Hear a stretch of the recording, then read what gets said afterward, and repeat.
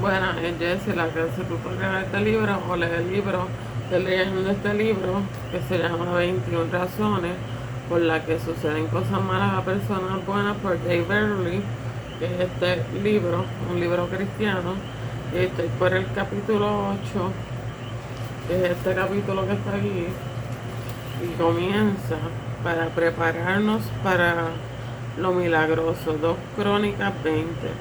¿Cómo definirías un milagro? Me preguntó un amigo mío con un suave tono de voz. He oído que lo definen como la rara intervención de Dios por medio de la cual las leyes, curso y operación normal de la naturaleza se ven alterados, suspendidos o anulados. ¿Por qué? En un tono reverente y con los ojos llenos de lágrimas, tragó y respondió, porque creo que he experimentado uno. 2 meses antes de esa conversación, a mi buen amigo, el doctor Daniel Mitchell, le habían diagnosticado cáncer del páncreas. Con el cáncer del páncreas es casi siempre letal. La noticia del cáncer había supuesto un duro golpe para Dan, su familia y todos los que le conocían. La idea de perder al querido profesor de teología y rector académico del seminario era doloroso, y oramos por un milagro. Muchos lloraron, oraron e intentaron débilmente animar a su esposa Nancy. Dan, sin embargo, se mantenía sorprendentemente calmado. Tras una semana de lucha inicial, Dan tenía una gran confianza en el hecho de que Dios haría lo que fuera mejor. Esa semana había sufrido una serie desalentadora de pruebas agotadoras que los doctores habían pedido y esperaban los resultados. Sorprendido por lo que los doctores habían visto, el doctor le dio el veredicto. Lo que parecía ser un tumor cancerígeno en sus rayos X ahora solo era una sombra en el escáner. Los doctores le dieron un informe médico totalmente limpio. Su historia demuestra que Dios sigue aún trabajando en la empresa de los milagros. Sin desastre no hay milagro. Cuando Dios va a hacer algo maravilloso, comienza con una dificultad. Si vas a hacer algo maravilloso en exceso, comienza con un desastre. ¿Te gustaría que Dios hiciera un milagro increíble, sorprendente, inexplicable y te hiciera ponerte de pie y gritar en tu vida? ¿Quién no quería ver una enfermedad sanada al instante? ¿Quién no quería ver un niño saludable en una matriz estéril? ¿Y qué hay de un hombre que resucitara? ¿Qué tal caminar sobre un mar tormentoso, como sería ver un torrente de agua limpia y a borbotones en el desierto? Piensa antes de responder. Un día, cuando yo estaba estudiando los milagros de la Biblia, tuve una idea profunda. Para ti probablemente es algo obvio, pero para mí fue un nuevo entendimiento, algo grandioso. Mi gran frenesí era este: no hay milagro sin desastre. Lee las escrituras. Cada milagro fue seguido muy de cerca por un gran desastre. Por ejemplo, Sara soportó 90 años de la frustrante humillación de la esterilidad antes de que naciera su milagroso bebé Isaac. Moisés estaba dirigiendo a 1 millón de esclavos hacia la muerte a manos del faraón, y sus carros antes de que se abriera el mar rojo, permitiéndoles pasar por tierra seca. Miles de personas tuvieron que cansarse y pasar hambre antes de que Jesús multiplicara los panes y los peces para que todos comieran. La viuda y su hijo tuvieron que pasar mucha hambre antes de la ilimitada harina y el inagotable jarro de aceite. Sin embargo, tanto la harina como el aceite se acabaron cuando ya no era necesario. Daniel tuvo que ser echado al foso de los leones antes de poder estar allí sin recibir ni un solo arañazo. Sadrach, Mesach y Abednego fueron arrojados al horno de fuego antes de ser protegidos por el Hijo de Dios, de tal forma que ninguno de ellos ni tan siquiera olía a humo. Bartimeo tuvo que experimentar una vida de ceguera antes de experimentar el toque de sanidad del gran médico. Jesús nunca habría tenido que liberar al hombre en los sepulcros de una legión de demonios si el hombre primero no hubiera estado endemoniado.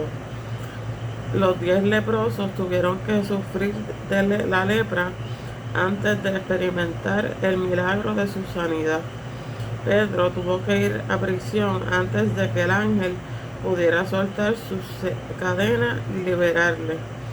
Antes del increíble terremoto que abrió el corazón del carcelero de Filipo, Pablo y Silas tuvieron que ir a la cárcel.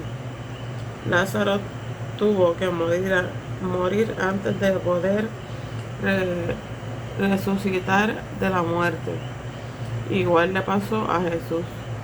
El relato bíblico es bastante claro. No hay milagro sin desastre previo. La necesidad de un milagro solo se produce antes de la presencia de una situación imposible, normalmente un sufrimiento insoportable. El milagro de un hombre. Quizás ya hayas pasado, has estado haciéndolo todo bien, viviendo todo lo mejor que sabía, y sin embargo de repente una nube espesa y siniestra oscureció el cielo, bloqueó toda esperanza de poder ver. Las posibilidades eran muy remotas y la situación parece imposible. Te viste metido desesperadamente en un gran lío. La única manera de salir era un milagro.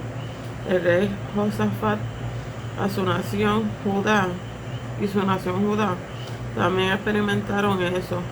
Él había trabajado diligentemente para hacer volver a su pueblo a Dios. Era un buen hombre, pero de repente 3 grandes ejércitos sedientos de sangre aliaron contra él y ahogaron el delgado cuello de su solitario ejército. Un mar de malvados invasores se había concentrado para barrer Jerusalén con una terrible marea. Él estaba en gran lío y muy feo. ¿Qué podía hacer? Rendirse significaba ciertamente la esclavitud. Luchar significaba una derrota definitiva y la muerte. Lo que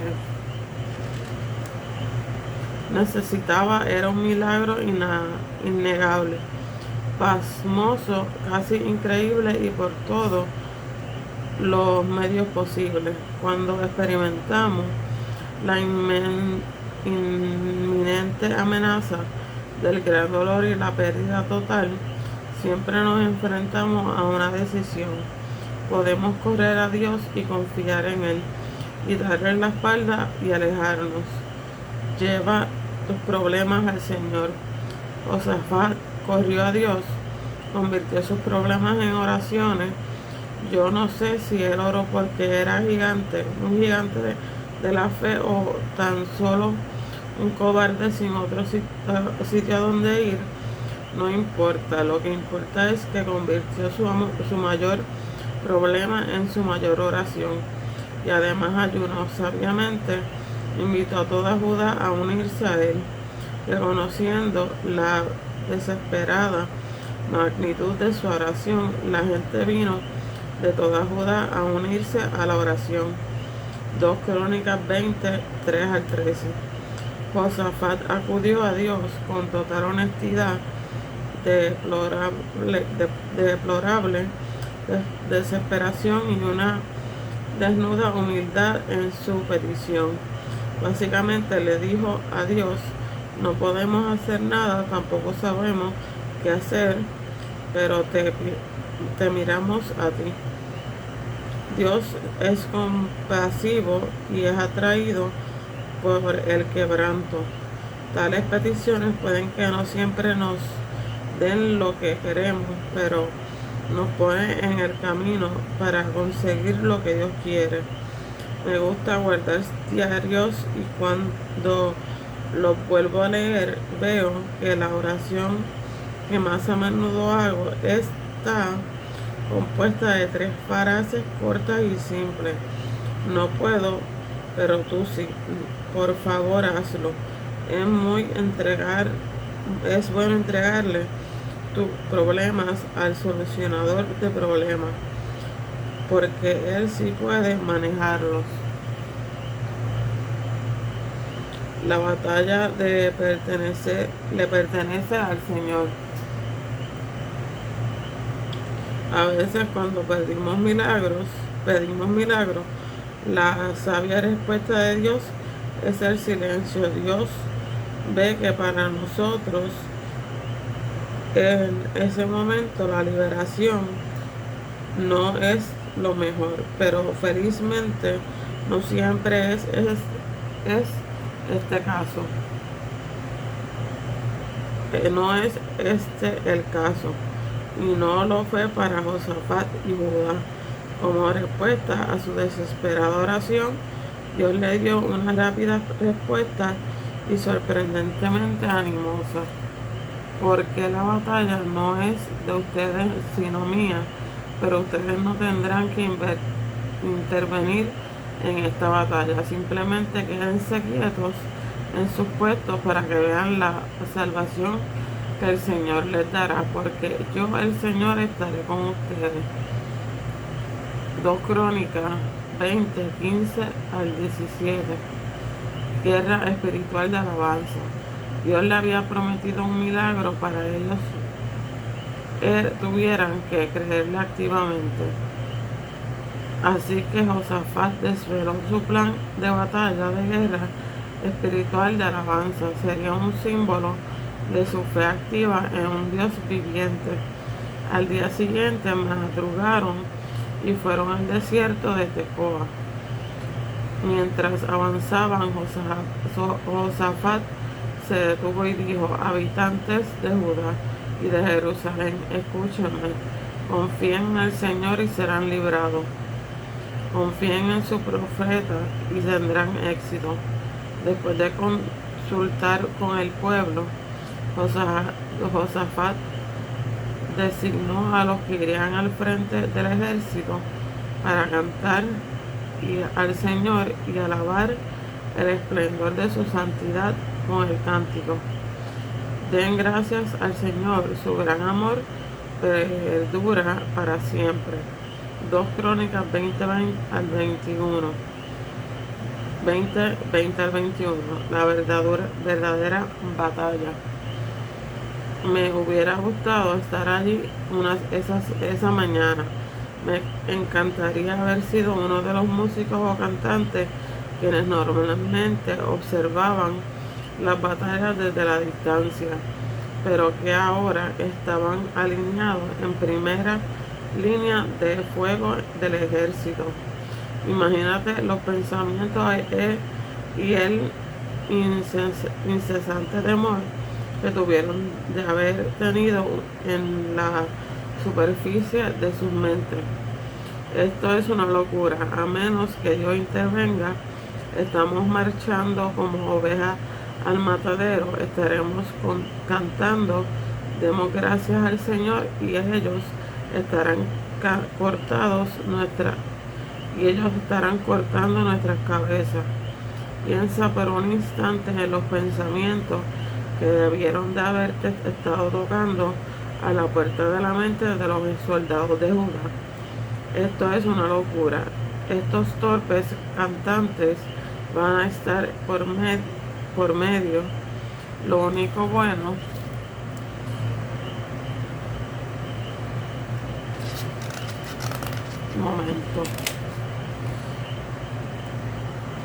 Lo único bueno es que quizá después de matarlos a todos, los malos se habrían cansado bastante, pero ni aún así tendremos oportunidad alguna. Nos imaginamos lo que estaría pensando los miembros del consejo de Josafat. Finalmente el viejo ha perdido la cabeza. Era ir a la batalla cantando alabanza. Este plan no tiene futuro. Espero que nos hagan esclavos y no ejemplos. La batalla más grande que enfrentaron los de Judá no fue su enemigo, sino luchar contra sus propios temores. Realmente fue una batalla para creer. A menudo es mucho más fácil luchar contra el invisible temor que contra el visible enemigo, porque Dios permitió que entraran en esa situación.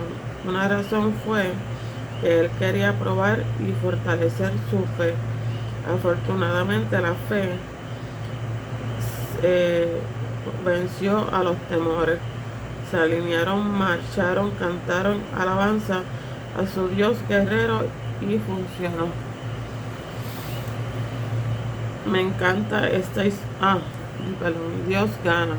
Tan pronto como empezaron a entonar este cántico de alabanza, el Señor puso emboscadas contra los amonitas, los moabitas y los del monte de Seir, que habían venido contra Judá, y los derrotó.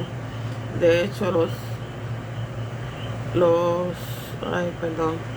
los amonitas y los moabitas atacaron a los habitantes de los montes de Seir y los mataron hasta aniquilarlos. Luego de exterminar a los habitantes de Seir, ellos mismos se atacaron y se mataron unos a otros. 2 Crónicas 20, 22 al 23. Me encanta esta historia.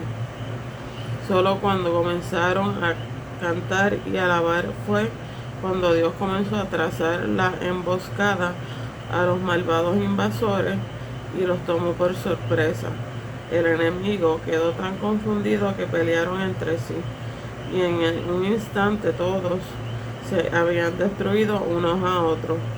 Probablemente tardaron a lo sumo unas pocas horas a los hombres de Judá en agruparse, alinearse y marchar al lugar para ver el desierto donde habían acampado los invasores, pero tardaron 3 días en recoger el botín.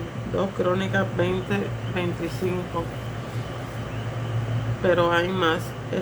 En una mañana, Dios no solo había bendecido y aumentado la fe de Judá, no solo les había dado una gran cantidad de bienes gratis, sino que también había derrotado de tal forma al enemigo más cercano de Judá, que otros posibles enemigos decidieron mantenerse alejados también. 2 Crónicas 20, 21 al 30. La nación disfrutó de un largo periodo de paz, pero además de todo esto, esta sensacional historia de una victoria milagrosa se ha escrito en nuestra Biblia y ha sido la fuente de un ánimo inmenso para muchos creyentes durante miles de años.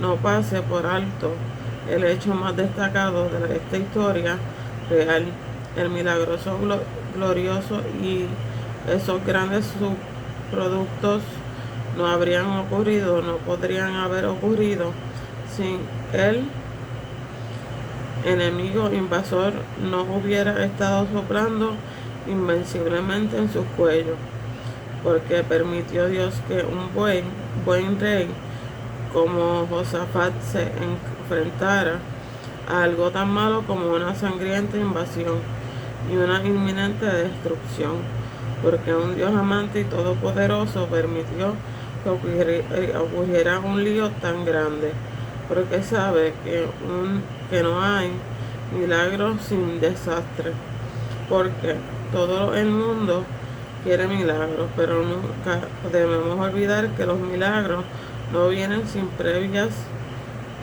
desastres. La gente no puede ser sanada a menos que primero esté enferma. La factura no puede pagar no se pueden pagar a menos que haya una factura pendiente de pago. No se necesitan los milagros a menos que la gente se encuentre en situaciones imposibles, dolorosas. Porque permite Dios que sucedan cosas malas a personas buenas. A veces es como una preparación para un milagro. Este es el fin del capítulo 8. Pensaba que era más largo, pero para la próxima leo el capítulo 9.